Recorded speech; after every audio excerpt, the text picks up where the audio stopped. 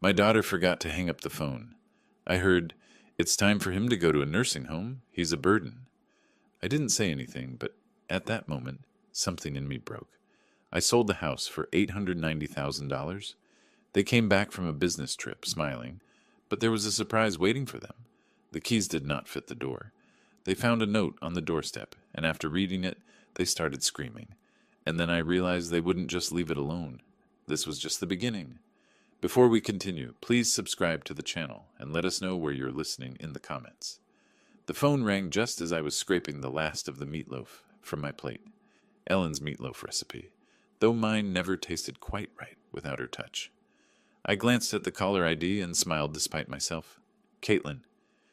"Dad, how are you holding up?" Her voice carried that familiar warmth that always made my chest tighten with love and loneliness. I settled into Ellen's old recliner, the leather worn smooth from years of her evening reading sessions. "Oh, you know me, sweetheart. Just finished dinner and was about to watch the news." I didn't mention it was leftovers from 3 days ago, or that I'd been staring at Ellen's photo on the mantel for the better part of an hour. "Are you eating enough? You know you can always order groceries online now, right? I showed you the app." "I'm eating plenty," I interrupted gently, "though I had a little scare yesterday. Forgot to turn off the burner under my coffee pot. Good thing I smelled it burning from the living room." There was a pause. I could picture her frowning in that way she'd inherited from her mother, the same little crease between her eyebrows. "Dad, maybe we should talk about getting someone to check on you more regularly. Jeremy thinks—" "I'm fine, Caitlin. Really? How's your business trip going? You're in Phoenix, right?" "Yes, the conference ends tomorrow. Jeremy's been handling most of the client meetings while I sit through these endless presentations about digital marketing trends." She laughed, but it sounded forced. "Listen, Dad, I should probably get going. Jeremy and I have dinner plans with some potential investors." "Of course, sweetheart. I love you." "Love you too, Dad. Take care of yourself, okay?" I heard a click, then rustling sounds. She must have dropped the phone in her purse, I thought, reaching to hang up my end. But then I heard voices, muffled but clear enough through her phone's microphone. "Jeremy, you see how he's deteriorating?" Caitlin's voice, no longer warm and caring. "He forgot to turn off the stove yesterday. What if he burns the house down?" My hand froze on the receiver. Ice spread through my chest. "It's time for a nursing home, Caitlin." Jeremy's voice cold and matter-of-fact. "He's becoming a burden, and you know it. Your dad's a good man, but he can't live alone anymore." "The house is worth almost $1 million now." Caitlin's tone had shifted to pure calculation. "With Denver's market, we could probably get 900,000, maybe more." "Exactly." Jeremy sounded pleased. "We could sell it, put him somewhere decent, not too expensive, and finally buy that house in Boulder we've been looking at, the one with the mountain view." My daughter laughed, actually laughed. "God, Jeremy, you should have seen him tonight. So grateful just to hear from me. He has no idea we're planning this. The longer we wait, the more confused he'll get. We should strike while he still trusts us completely." The phone slipped from my numb fingers, clattering onto the hardwood floor Ellen and I had installed together 23 years ago.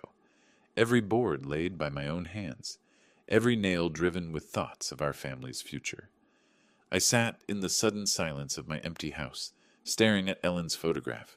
Her eyes seemed to bore into mine with an expression I couldn't quite read. Disappointment? Warning? Or maybe just the terrible knowledge that comes to those who've already left this world. The grandfather clock in the hallway, Ellen's anniversary gift to me 15 years ago, ticked steadily in the growing darkness. Outside, the first spring crickets began their evening song in the garden Ellen had planted, and I still tended. Something cold and hard settled in my chest, replacing the warmth I'd felt hearing my daughter's voice just moments before. My hands, weathered from decades of construction work, slowly curled into fists. They thought I was a burden. They thought I was confused, helpless, ready to be managed and discarded. They were already spending my money, already planning their new life in my grave. But I wasn't dead yet, and I wasn't nearly as confused as they believed. I don't know how long I sat there in the dark, Ellen's face watching me from the silver frame on the end table. The house felt different now, as if the walls themselves had heard my daughter's betrayal and were holding their breath.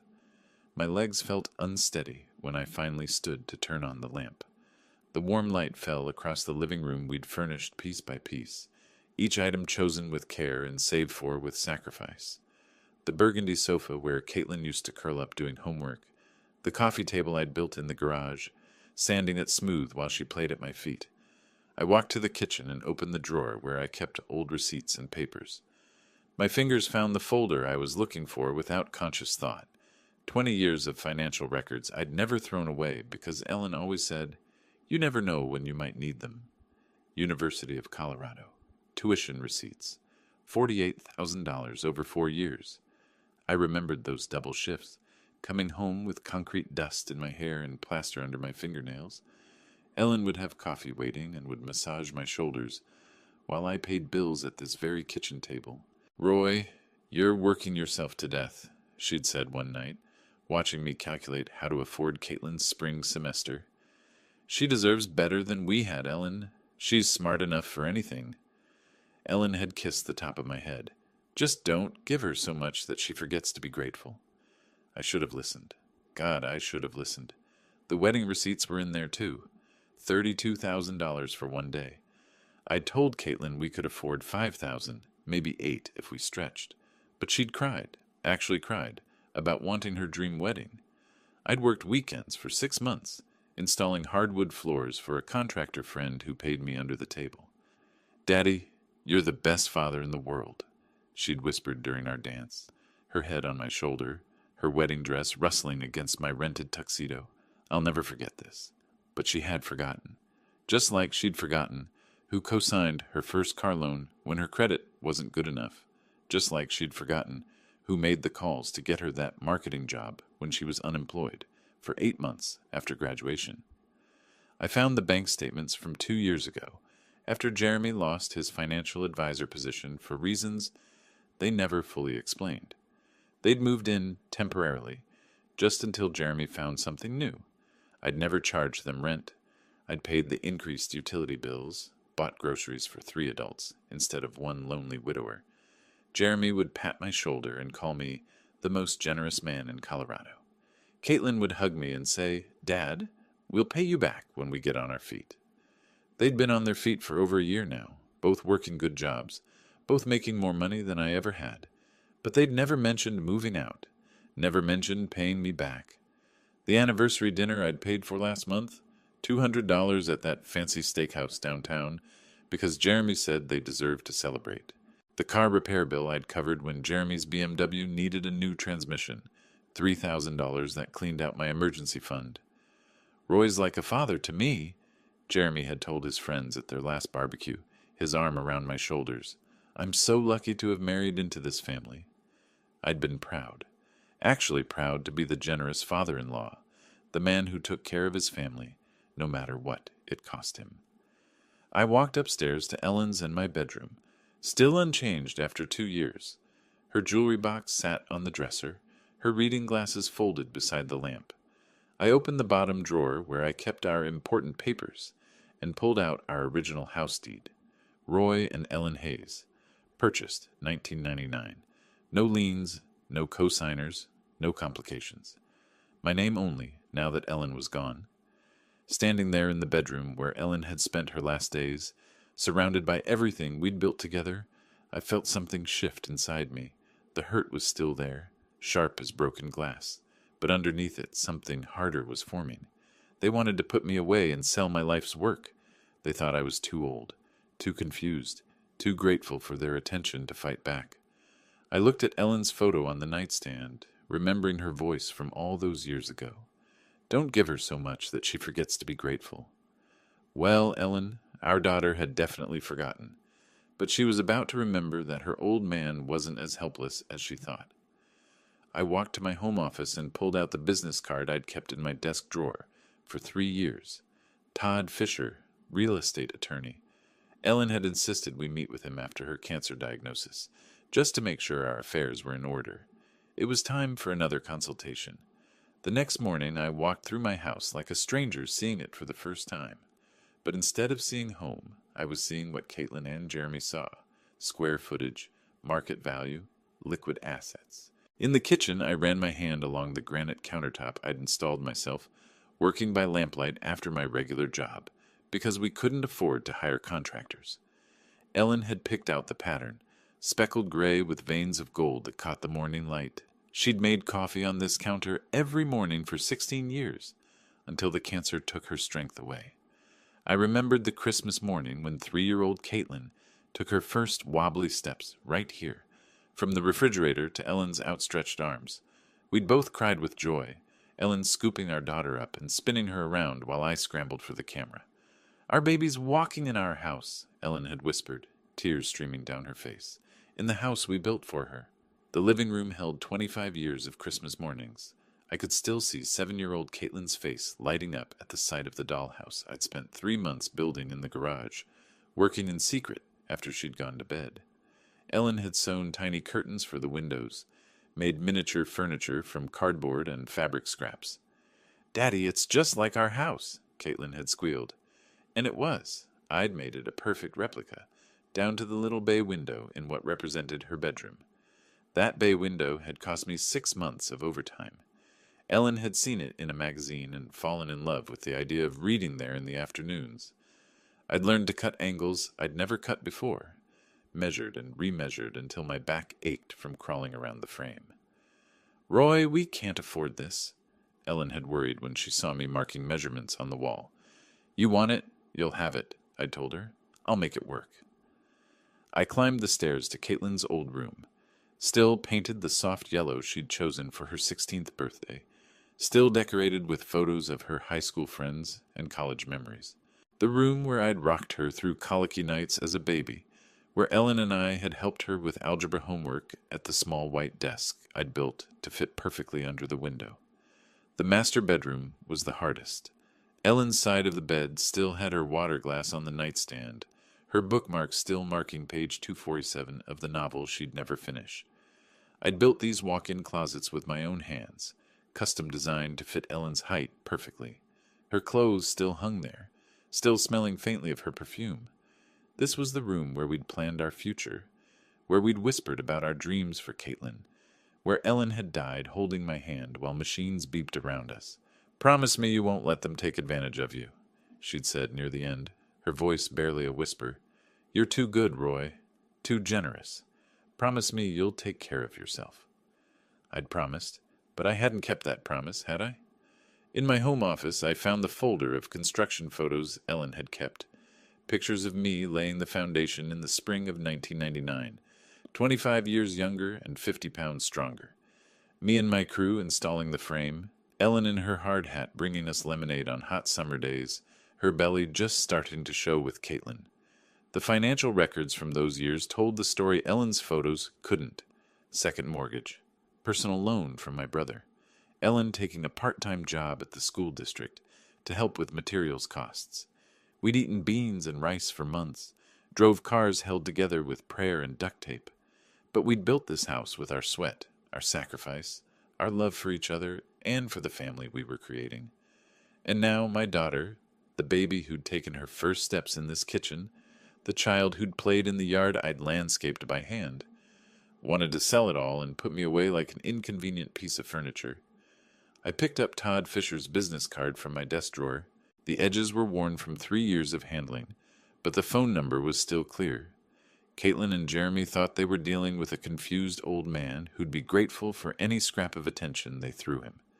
They thought I was weak, helpless, ready to hand over my life's work without a fight. They were about to learn just how wrong they were. I dialed Todd's number and listened to it ring, my hand steady as stone.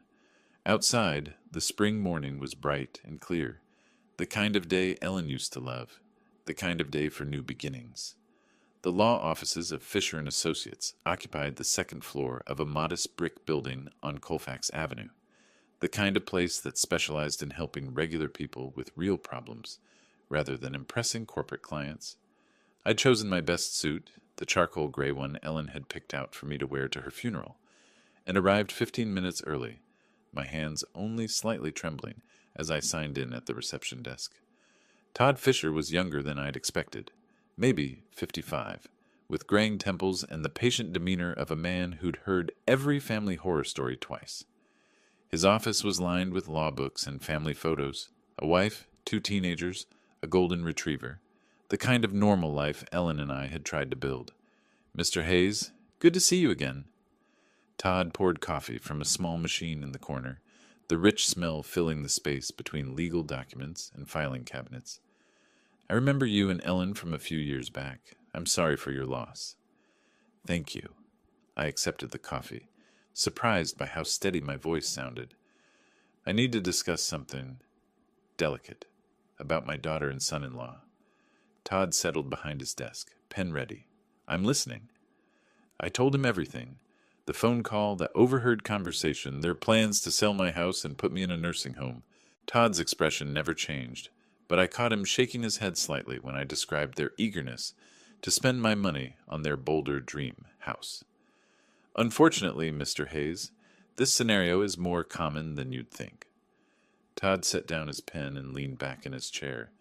"Adult children often assume they know what's best for their aging parents, especially when valuable assets are involved. But they can't actually do anything, can they? I mean, legally. Let's start with the basics. The house is titled in your name only since your wife's passing, correct?" "That's right. Ellen and I owned it jointly, but when she died, it transferred to me automatically." "Then legally speaking, your daughter and son-in-law have absolutely no claim to your property. They cannot sell it, cannot force you into a care facility, cannot make any decisions about your assets without your explicit consent." Todd pulled a legal pad from his drawer and began making notes. "The house belongs to you, period." Relief flooded through me, followed immediately by something sharper. "So if I wanted to sell it myself, you could put it on the market tomorrow if you chose to. It's your property, your decision." Todd looked up from his notes. "May I ask why you're considering that option?" I thought about Caitlin's laugh when she'd called me a burden, about Jeremy's cold calculation of my worth, about 25 years of sacrifice reduced to a real estate transaction. They think I'm helpless, confused. They think they can manage me like a piece of property. My hands clenched around the coffee cup. Maybe it's time I showed them exactly how sharp my mind really is. Todd was quiet for a moment, studying my face.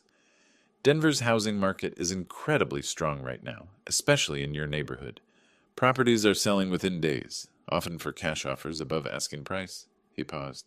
"If you were serious about selling quickly, before your daughter and son-in-law return from their trip, how quickly could it happen? With the right buyer, and there are plenty of investors looking for properties like yours, we could have a sale completed within a week, maybe less." Todd leaned forward. "But Mr. Hayes, this is a major decision. Once you sell, there's no going back. I built that house with my own hands, Mr. Fisher. Every board, every nail, every custom detail. I know exactly what I'm doing." We spent the next hour discussing practicalities, market value estimates, cash buyer networks, legal requirements. Todd explained that he could have everything prepared within 24 hours if I was serious about proceeding. "The consultation fee is $200, Todd said as I prepared to leave. "If you decide to move forward, that applies toward my legal fees for the sale." I paid in cash, feeling more clear-headed than I had in months. Walking to my truck in the spring sunshine, I felt my phone buzz in my pocket. Caitlin's name appeared on the screen, and for the first time since her betrayal, I smiled. The phone rang once, twice, 3 times. I could picture her in some hotel lobby in Phoenix, probably checking her watch, wondering why her grateful old father wasn't jumping to answer her call. Let her wonder. Let her and Jeremy make their plans about my future, my house, my life. They were in for the surprise of their lives. The phone kept ringing as I climbed into my truck, Todd Fisher's business card secure in my wallet, and a plan forming in my mind that would teach my ungrateful daughter exactly who she was dealing with. I had built my life from nothing once before. I could certainly tear it down and rebuild it on my own terms. The phone finally stopped ringing, but I knew she'd call back. She always did when she needed something from the old man. This time she was going to get much more than she bargained for. By the time I reached my driveway, confidence had replaced the tremor in my hands. Todd Fisher's words echoed in my mind. "It's your property, your decision." 25 years of doubt and second-guessing had lifted like Denver fog in the morning sun. I was unlocking my front door when the phone rang again. Through the window, I could see it buzzing against the kitchen counter where I'd left it. Caitlin's name glowed on the screen, and for the first time since her betrayal, I smiled. Let her stew for a moment. Let her wonder why her grateful old father wasn't scrambling to answer. I poured myself a glass of water, took a deep breath, and picked up on the sixth ring. "Dad, there you are!" Caitlin's voice practically sparkled with artificial enthusiasm. "I was starting to worry when you didn't answer earlier." "Sorry, sweetheart. I was out running some errands." I kept my tone warm, grandfatherly. "How's Phoenix treating you?" "Oh, you know how these business conferences are. But listen, I have the most wonderful news." She paused for dramatic effect. "Jeremy and I have been planning something very special for you." I gripped the phone tighter, my knuckles going white. "Oh?" "We want to treat you to a vacation. You deserve some rest and relaxation after everything you've been through since Mom died." Her voice carried that practiced sympathy I now recognized as manipulation. "There's this beautiful place we found. It's like a resort, but with medical staff on hand, just in case you need anything." A resort with medical staff. My jaw clenched so hard I thought my teeth might crack. "That sounds lovely, sweetheart. You really didn't need to go to such trouble for me." "Nonsense. Your family." Jeremy's voice came through the background. He must have been listening on speakerphone. "We've already made all the arrangements." "When were you thinking?" I managed, knowing full well they wanted me gone before they returned to claim their inheritance. "Well, we should be back by next Friday," Caitlin said. "We were hoping you could be ready by then. Just pack some clothes and personal items. You know, the essentials." The essentials. Not the photo albums Ellen had lovingly arranged. Not the furniture I'd built with my own hands. Just the essentials for an old man being shuffled off to die. "Actually, Caitlin, I have a surprise for you too when you get back." "Oh, Dad, what kind of surprise?" She sounded genuinely pleased, probably imagining I'd signed papers or made their job easier somehow. I walked to the bay window I'd built for Ellen, looking out at the garden she'd planted, the porch swing where we'd spent countless evenings planning our future. "It's something I've been working on since our last conversation. I think you'll be very surprised." "You're so sweet, Dad. We'll talk about everything when we get home, okay? Get some rest, and we'll take care of everything else." Sweet. She called me sweet while planning to steal my life. "I will, sweetheart. I love you." "Love you too, Dad. See you Friday." The line went dead, and I set the phone down with hands steadier than they'd been in weeks. I walked to my home office and opened my laptop, the screen glowing to life with possibilities I'd never considered before. My fingers hovered over the keyboard for just a moment before I typed, "Real estate agents, Denver." The search results filled my screen like ammunition in a war I was finally ready to fight. I'd always been methodical. 25 years as a construction engineer had taught me to research thoroughly before making any decision. Tonight, that methodical nature would serve a different purpose. I clicked through agent profiles, comparing success rates and client testimonials, like I used to compare structural steel suppliers. Cherry Hills, Highlands Ranch, University Hills, neighborhoods where houses sold for the kind of money Caitlin and Jeremy were already spending in their dreams. One name kept appearing in the top results: Brian Connor, 43 years old, specialized in quick sales, averaged 18 days from listing to closing. His photo showed a professional smile and confident eyes, the kind of man who could make things happen fast. His testimonials were exactly what I needed to see. Brian sold our house in 6 days. Cash buyer lined up within 48 hours. Smooth closing, no complications. I stared at his direct phone number, prominently displayed beneath his credentials. This was it, the moment that would set everything in motion. Once I made this call, there would be no going back to being the grateful, manageable old man my daughter expected. Ellen's photo on my desk seemed to be watching me. I could almost hear her voice. "Roy, are you sure about this?" I was sure. More sure than I'd been about anything since her funeral. I dialed Brian Connor's number with steady fingers. "Brian Connor, Connor Real Estate. How can I help you?" "Mr. Connor, my name is Roy Hayes. I'm interested in selling my house quickly. How fast can these things actually happen?" "Well, Mr. Hayes, that depends on several factors. But with the right property and pricing strategy, I've closed deals in as little as 10 days with cash buyers. What kind of timeline are you looking at?" 10 days. My heart hammered against my ribs. 10 days? That fast? Absolutely. Denver's market is incredibly hot right now, especially for well-maintained properties in established neighborhoods. Can you tell me a bit about your house? I looked around my kitchen, seeing it through a buyer's eyes for the first time. Two-story, 3,400 square feet, built in 1999, Cherry Creek area, 3 bedrooms, 2.5 baths. I've maintained it well, did most of the work myself over the years. Brian's voice sharpened with interest. That sounds exactly like what several of my investors are looking for. Original owner, well-maintained, established neighborhood. Those are premium selling points. Would you be interested in a property assessment? How quickly could you come by?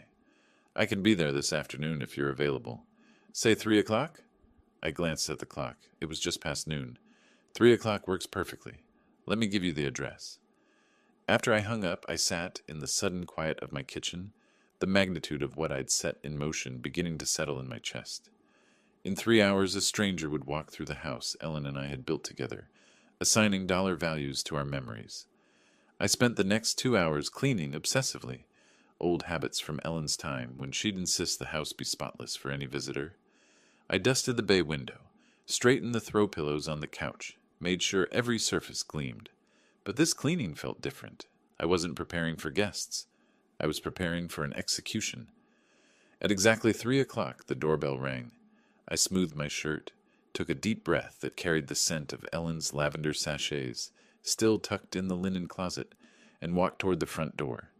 My hand trembled slightly as it closed around the brass doorknob I'd installed myself 15 years ago. Beyond this door waited either my salvation or my damnation.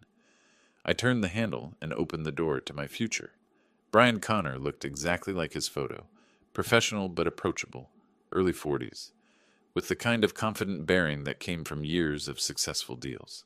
He carried a leather portfolio and tablet, and the moment he stepped inside, his eyes went wide. Wow!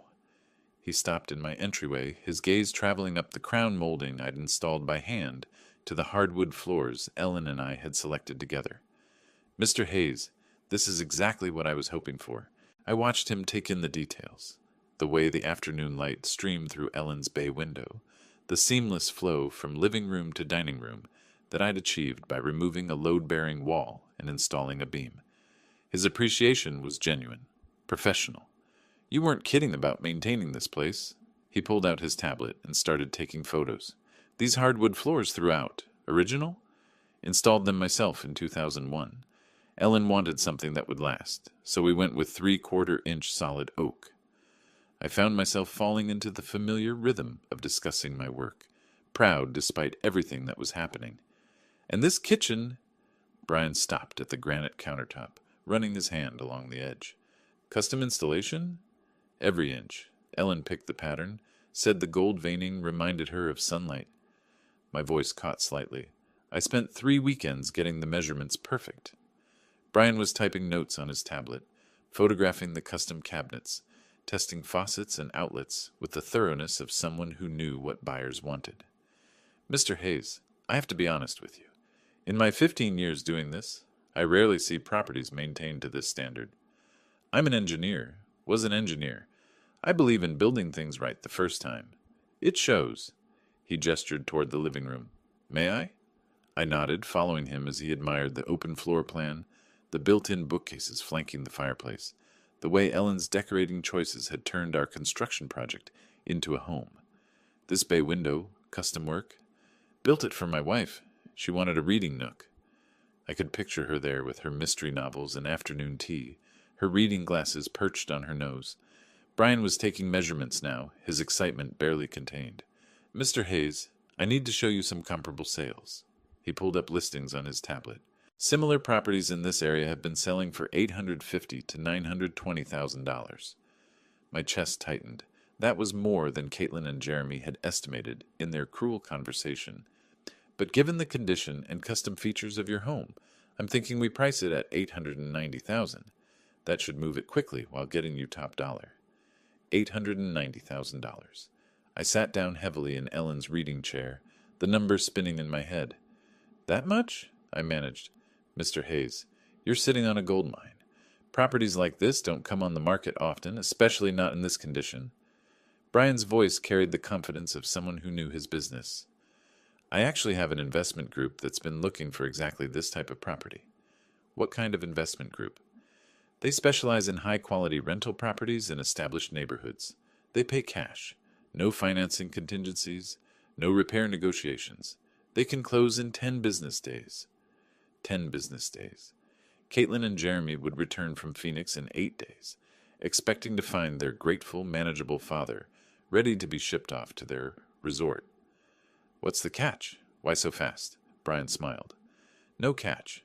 Cash means no loan delays, no appraisal contingencies that could kill the deal. They do their own inspections, but frankly, your house is in better shape than most new construction I see. I looked around the living room where Caitlin had taken her first steps, where Ellen and I had hosted Christmas mornings and birthday parties and quiet Sunday afternoons, reading the paper together. When would I need to be out? Standard contract gives you 30 days after closing, but they're flexible if you need more time. The main thing is getting clear title and completing the paperwork. I thought about Caitlin's voice on the phone, calling me sweet while planning to steal my life. I thought about Jeremy's cold calculation, reducing me to a burden to be managed. I thought about Ellen's warning about being too generous, too trusting. Let's do it. Brian's professional mask slipped for just a moment, revealing genuine excitement. Excellent choice, Mr. Hayes. Let me call them right now. I watched him dial, heard him describe my property with the enthusiasm of someone who'd found buried treasure. Cherry Creek area, original owner, immaculate condition, custom features throughout. He ended the call with a broad smile. They want to move forward immediately. I can have the initial contracts ready by tomorrow morning. The sun was setting through Ellen's bay window, casting golden light across the room where I'd just agreed to sell 25 years of my life. But for the first time since that devastating phone call, I felt something that had been missing for too long. Control. How does 9 a.m. sound? The question hung in the air like smoke, and I realized Brian was waiting for an answer that would change everything. The grandfather clock in the hallway, Ellen's 15th anniversary gift to me, ticked steadily in the silence. 9 a.m. sounds perfect. After Brian left with promises of contracts and closing timelines, I stood alone in the house that would soon belong to someone else. The evening light through Ellen's windows painted everything golden, like a photograph of a life I was about to leave behind. But it wasn't sadness I felt, it was anticipation. Brian arrived the next morning with contracts, a notary, and coffee for everyone, the kind of professional efficiency I'd always respected. I read every line with the thoroughness that had made me a good engineer, checking details the way I used to check blueprints. Sale price, $800 to $90,000. Cash purchase. Closing date, 10 business days from signing. The notary, a middle-aged woman with kind eyes, walked me through each signature. Minimal contingencies, just the title search and final walkthrough. And I can remain in the house for 30 days after closing if needed? That's correct, Mr. Hayes, though most sellers prefer to move out sooner rather than later, just for peace of mind. Peace of mind? I almost laughed. The only peace of mind I'd have would come from seeing Caitlin and Jeremy's faces when they discovered what their burden had done. I signed my name with steady hands, and just like that, the process was in motion. The first 3 days passed in a blur of paperwork and inspections. The title company began their search through decades of records. The investors sent their team, a polite crew who admired my workmanship and found nothing to complain about. Your father-in-law really knew what he was doing, one of them told the heir, since they assumed I was already gone. These floors, this electrical work, all top quality. Days 4 through 6, I became a man with a secret mission. I researched apartments online, looking for something small but comfortable, somewhere I could start over with nearly $900,000 in the bank. I found a place in Highlands, a senior community with golf courses and a community center, the kind of place Ellen and I had sometimes talked about for our golden years. I also called storage facilities, planning which of Ellen's things I'd keep and which I'd have to leave for the new owners. Her china, definitely. Her jewelry box, the photo albums, the essentials of a life lived together. Days 7 through 9 brought a strange confidence I hadn't felt in years. Each morning I woke up knowing I was one step closer to freedom, one step closer to showing my daughter that her confused old father was sharper than she'd ever imagined. Mrs. Patterson from next door noticed the activity, asked about the inspectors and official-looking people. Just some work being done, I told her, hating the half-truth, but knowing the full truth would spread through the neighborhood before I was ready. On day 8, Brian called with final confirmation. Everything's on track for tomorrow's closing, Mr. Hayes. The buyers are thrilled with the inspection results. Wire transfer will be completed the same day. You'll have access to funds immediately. That night, I packed a single suitcase with clothes and personal items, not because I was moving yet, but because I wanted to be ready for anything. I looked at Ellen's photo on our dresser and whispered, I hope you understand what I'm doing. Friday morning arrived bright and clear, the kind of spring day Ellen used to say was Denver at its finest. I dressed carefully in my best suit, not the funeral suit, but the navy one Ellen had bought me for Caitlin's college graduation. The title company office was all professional efficiency, and congratulations. The buyers were represented by their attorney, a sharp woman who double-checked every document. Brian handled the paperwork like a conductor, leading an orchestra. Mr. Hayes, if you'll sign here, and here, an initial there. Each signature felt like cutting a chain. The deed transfer, the settlement statement, the final acknowledgement that 1247 Maple Street no longer belonged to Roy Hayes. And this is your wire transfer confirmation.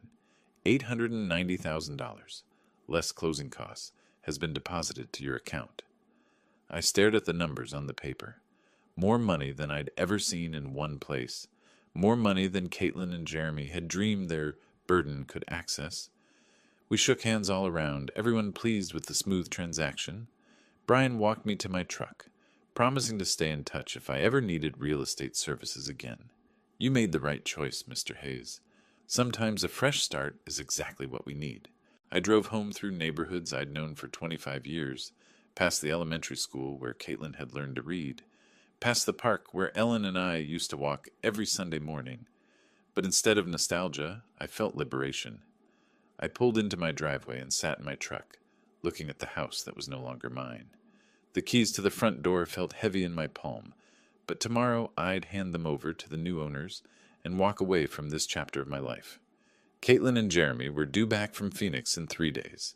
They'd arrive expecting to find their grateful, manageable father ready to be packed off to their resort.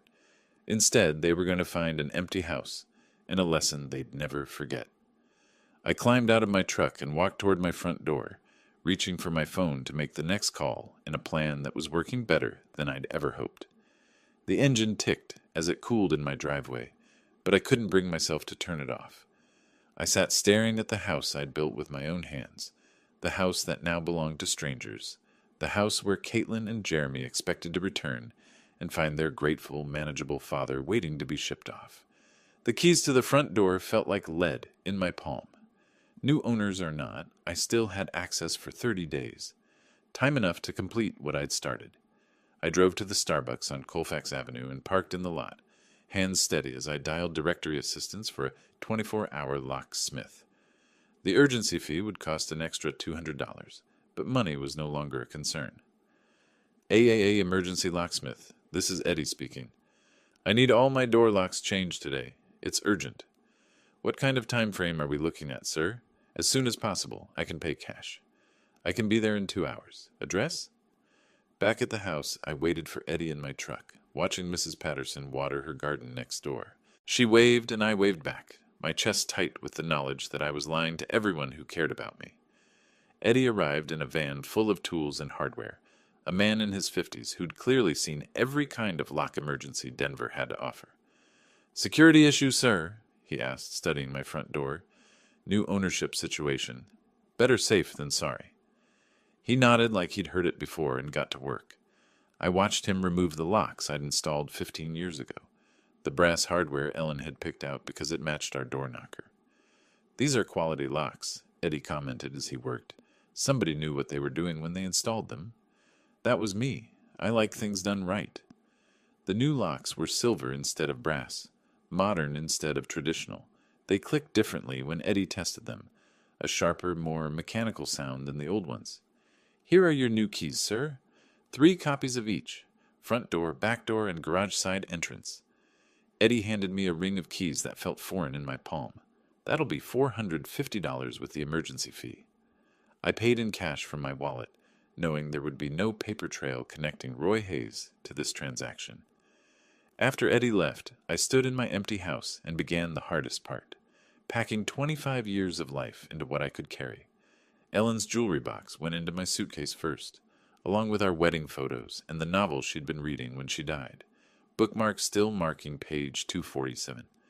My engineering certificates, our important documents, Ellen's favorite cookbook with the handwritten notes in the margins. I left almost everything else. The furniture that told our story would have to stay. The photo albums chronicling Caitlin's childhood. Ellen's clothes, still hanging in our closet, still carrying the faint scent of her perfume. While I packed, I called Sunset Manor Apartments on my phone, explaining that I needed a furnished one-bedroom immediately. "We have a lovely unit available for immediate occupancy," said Mrs. Chen, the property manager. "Month-to-month lease if you prefer flexibility." "I'll take it." I met Mrs. Chen at the apartment complex an hour later, a modest but clean building designed for seniors, with a community center and well-maintained grounds. The one-bedroom unit was simple but comfortable, furnished with everything I needed to start over. "Cash deposit is perfectly fine, Mr. Hayes. When would you like to move in?" "Tonight." Mrs. Chen's eyebrows rose slightly, but she didn't ask questions. I signed the lease and handed over first month's rent plus deposit, nearly $3,000 that would have seemed impossible to spend casually just 2 weeks ago.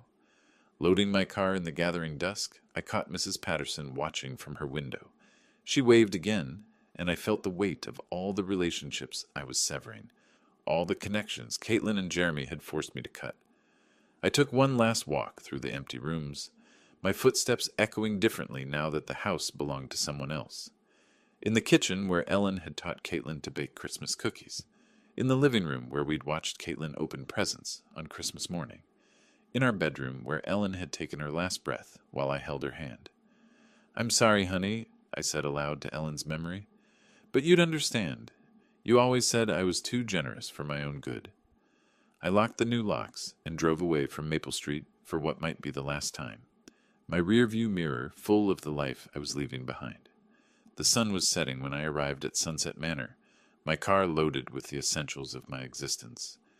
I carried my suitcase to my new front door, fumbling with unfamiliar keys to unfamiliar locks. Inside the small apartment, I dropped my suitcase and immediately reached for my phone.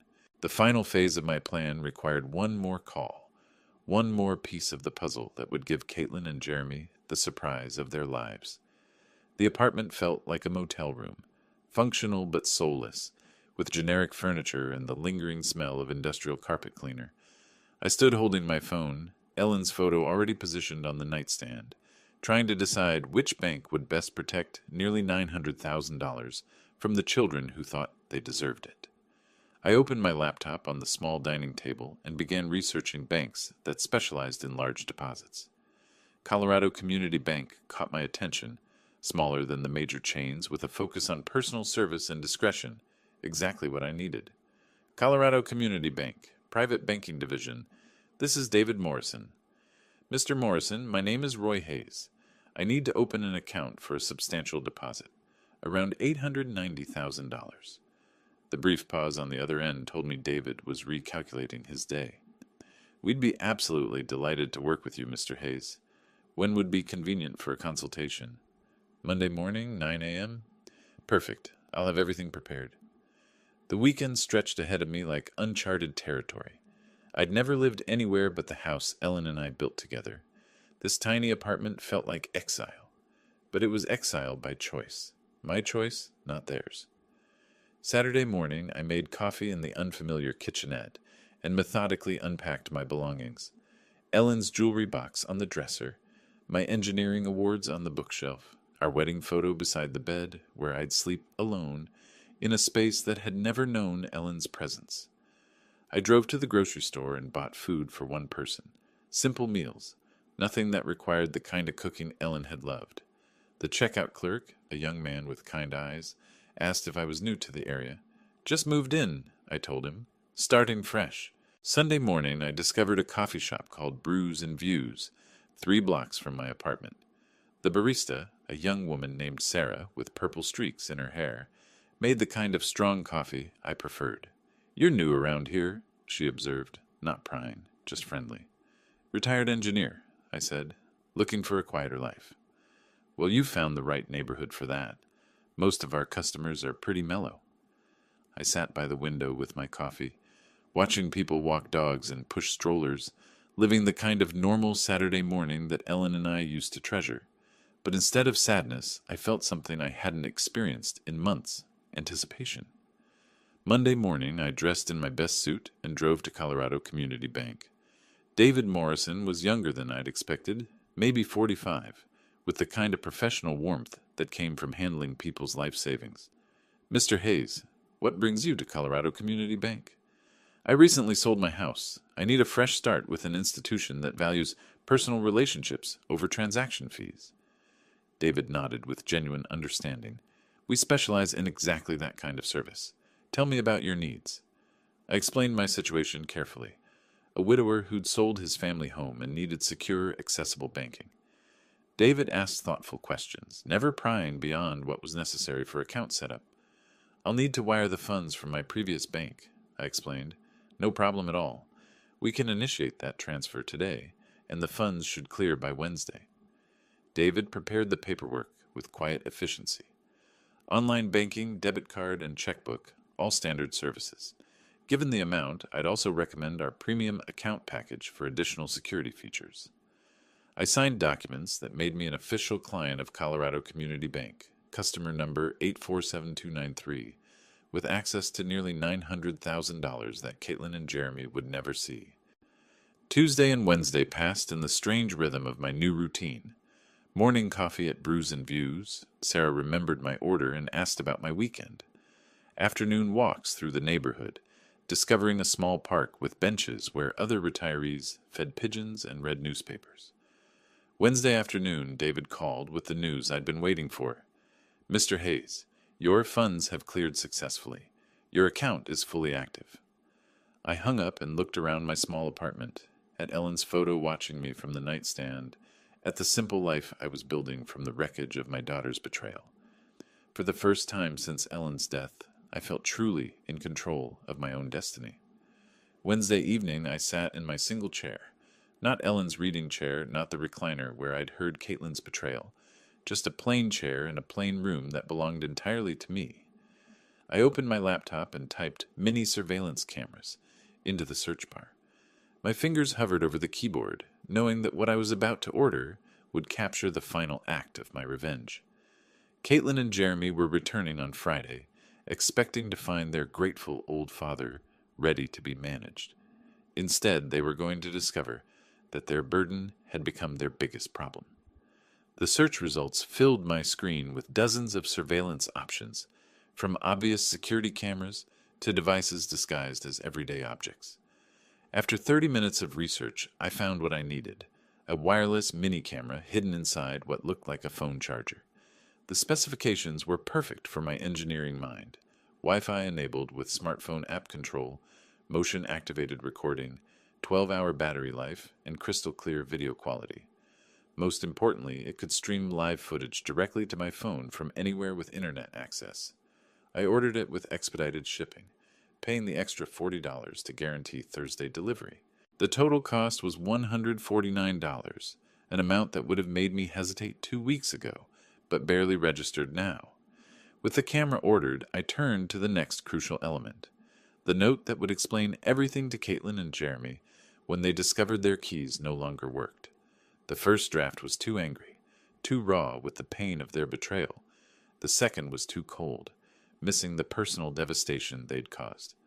By the third draft, I found the right tone: dignified but devastating, loving but final. I wrote in my careful engineer's handwriting, the penmanship Ellen had always admired: "Dear Caitlin and Jeremy, if you're reading this, it means my plan worked perfectly. I heard your phone conversation about putting me in a nursing home because I'm becoming a burden. I heard you calculating how much money you'd make selling my house. The house has been sold for $890,000 cash. The money is safely in my new bank account, where it will stay. I've moved to a place where I'm appreciated, not tolerated. Don't worry about me. worry about your own housing situation. Your belongings have been packed and are being stored at Denver Moving and Storage on Colfax Avenue. You have 30 days to claim them before storage fees begin. I gave you everything I had for 42 years. You repaid me by planning to warehouse me so you could steal my life's work. I hope the lesson was worth the cost. Love, Dad. Thursday morning, the FedEx truck arrived at my apartment with a small box containing my surveillance equipment. I spent an hour in my kitchen testing the device and learning the smartphone app. The video quality was remarkably clear, the audio sharp enough to catch whispered conversations. Thursday afternoon, I drove to my former house for the last time. I used the garage door opener I'd never given Caitlin and Jeremy, parking inside to avoid questions from neighbors. My hands shook slightly as I approached the front door with my new keys. Inside, the house still smelled like home. Ellen's lavender sachets, the lemon oil I used on the wooden furniture, the faint residue of 25 years of family dinners. But there were new additions that made my chest tight. Caitlin and Jeremy's suitcases by the stairs, their mail scattered on the kitchen counter, evidence that they'd been treating my house as their personal storage facility while planning my exile. I positioned the camera charger by the front door outlet, angling it perfectly to capture anyone entering. The view through my phone app showed the entire entryway, including the spot where I planned to hang my note. I tested the motion detection, walking in and out of frame until I was satisfied the system would capture every moment of their return. Then I taped the envelope to the inside of the front door at eye level, where they couldn't possibly miss it. Standing in my living room one final time, I touched the mantel where Ellen's photo had sat for 23 years. The new owners would put their own family photos there, create their own memories in the rooms Ellen and I had filled with love. "It's done, sweetheart," I whispered to Ellen's memory. "Justice served." I locked the house with my new key, tested the camera feed one more time from my car, and drove back to my apartment.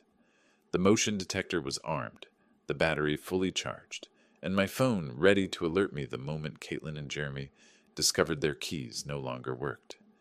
Back in my apartment, I sat in my chair with my phone in my hand, watching the empty doorway through the camera app. The timestamp showed 6:30 p.m. Thursday evening. Tomorrow, Caitlin and Jeremy would return from their business trip, probably discussing their nursing home plans and already spending my money in their minds. They had no idea their grateful old father had become their worst nightmare. I woke Friday morning with the anticipation of a man about to witness justice after years of injustice. My coffee tasted better than it had in weeks, and even the small apartment felt less confining as I settled into my chair with my phone, the camera feed showing my empty former doorway. 4:30 p.m. They should arrive soon. I'd memorized their travel patterns. Caitlin always insisted on leaving Phoenix by noon to avoid traffic, and Jeremy drove exactly the speed limit. They'd be pulling into my driveway within the hour. I looked at Ellen's photo on my nightstand. "I hope you understand what I'm doing, honey." They left me no choice. 5:15 p.m. My phone buzzed with motion detection. A black SUV, Jeremy's car, pulled into the driveway of my former house. My heart hammered against my ribs as I watched the screen. Caitlin stepped out first, stretching after the long drive. Jeremy emerged from the driver's side, pulling their suitcases from the back. They moved with the casual confidence of people coming home to claim their inheritance. I watched them approach the front door, Caitlin fishing her keys from her purse, while Jeremy set the luggage down. She inserted her key into the lock I'd had changed just yesterday. The key didn't turn. Caitlin frowned, examining her key ring. She tried again, jiggling the key with growing frustration. "That's weird," her voice came through my phone's speaker. "My key's not working." Jeremy stepped closer, his expression shifting from tired to concerned. "Let me try the back door."